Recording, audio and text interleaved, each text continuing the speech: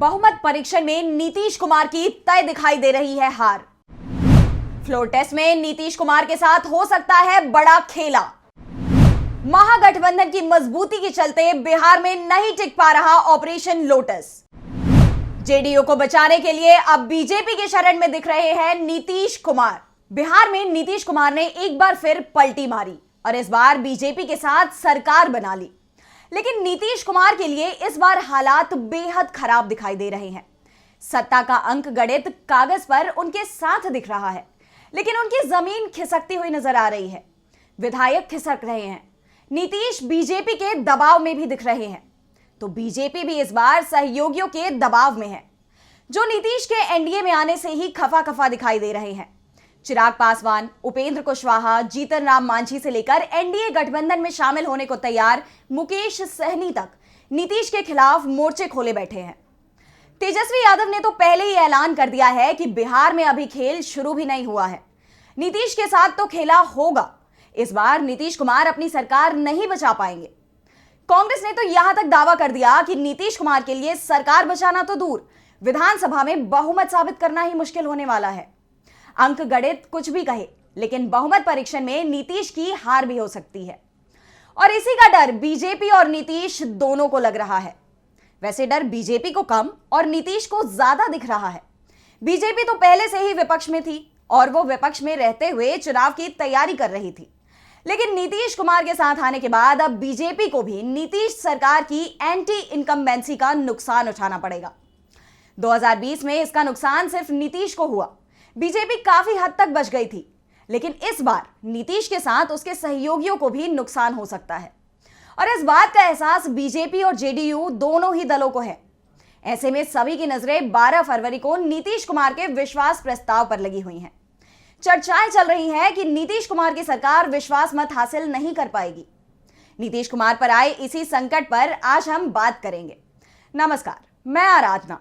तो शुरू करते हैं संकट में नीतीश कुमार की सरकार। बिहार में बीजेपी को पड़ रही है ऑपरेशन लोटस की जरूरत। कांग्रेस और आरजेडी विधायकों को अपने पाले में लाने की हो रही है कोशिश। कांग्रेस नेताओं का दावा, हमारे विधायकों से संपर्क करने की कोशिश में जुटी है बीजेपी। बिहार सरकार को लग रहा है डर, विश्वास प्रस्ताव में नहीं हो जाए खेल। बिहार में बीजेपी एक बार फिर ऑपरेशन लोटस में जुट गई है।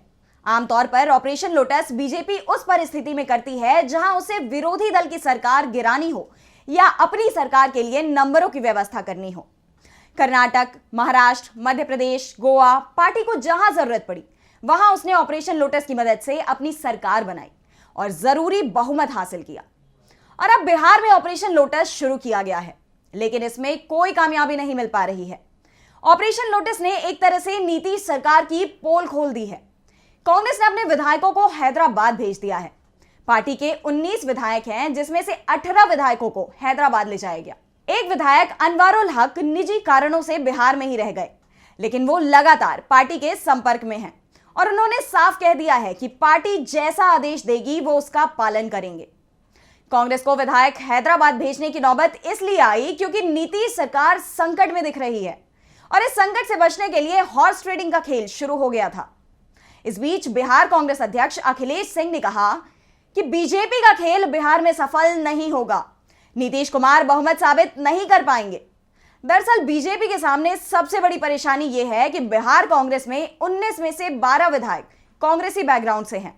इन्हें तोड़ना मुश्किल हो रहा है। सिर्फ 7 विधायक दूसरे दलों से कांग्रेस में आए हैं, लेकिन दल बदल के लिए 13 विधायकों की जरूरत है। ऐसे में अपने विधायक को बचाने के लिए कांग्रेस ने इन्हें हैदराबाद भेज दिया है। ऐसे में सवाल ये उठ रहे हैं कि ऑपरेशन लोटस की जरूरत बीजेपी को क्यों पड़ रही है। महागठबंधन की जगह इंडिया गठबंधन में दिखाई दे रही है फूट। जेडीयू के 4 विधायक बदल सकते हैं पाला, टेंशन में नीतीश कुमार। विधायकों का दल बदल रोकने के लिए नीतीश ने बड़े नेताओं को लगाया घेराबंदी में। एनडीए के साथ बिहार में खेला होने के डर से केंद्रीय एजेंसियां भी हुई सक्रिय। बिहार में 12 फरवरी को नीतीश सरकार का विधानसभा में शक्ति परीक्षण है। 243 सीटों वाली विधानसभा में 122 का बहुमत है और नीतीश कुमार 128 सदस्यों के समर्थन का दावा कर रहे हैं। इसमें से बीजेपी के 78, जेडीयू के 45, हम के 4 और 1 निर्दलीय हैं। लेकिन नीतीश और बीजेपी दोनों को ही भरोसा नहीं हो रहा है कि शक्ति परीक्षण में ये सभी वोट सरकार के पक्ष में जाएंगे। जेडीयू को इस बात का डर लग रहा है कि 5-6 विधायक पाला बदल सकते हैं और जिन विधायकों के पाला बदलने की खबरें चल रही हैं उनमें से 4 विधायक ट्रेसलेस पाए जा रहे हैं। इसलिए जेडीयू अपने विधायकों की घेराबंदी में पार्टी के सभी बड़े नेताओं को लगा चुकी है।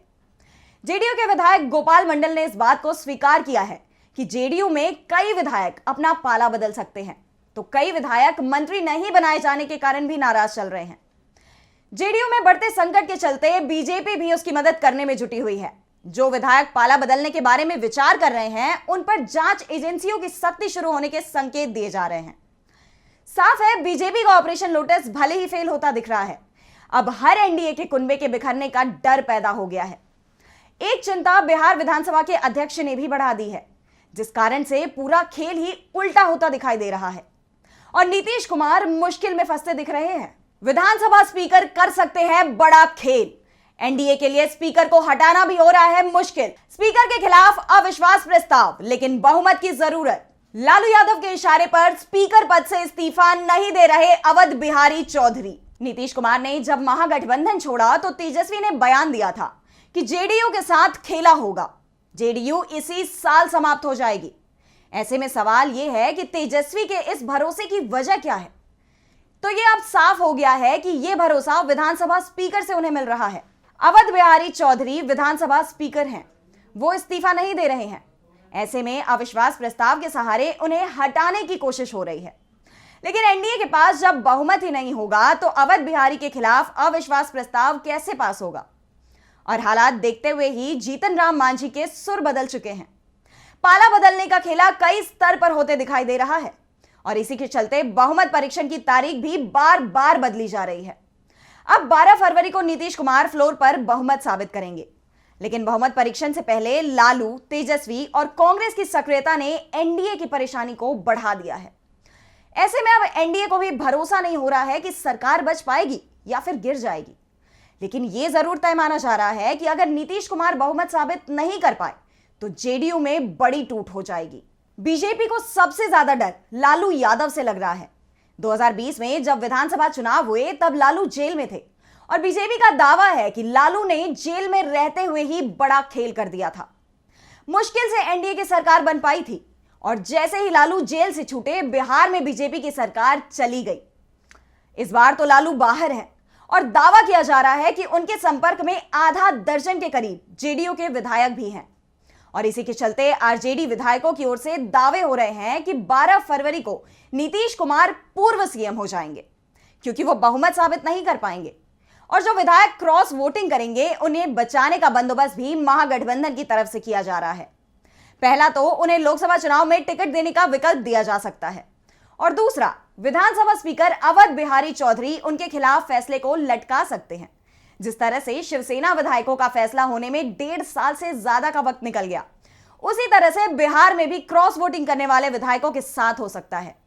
बिहार विधानसभा का कार्यकाल भी 1.5 साल के करीब ही बचा हुआ है।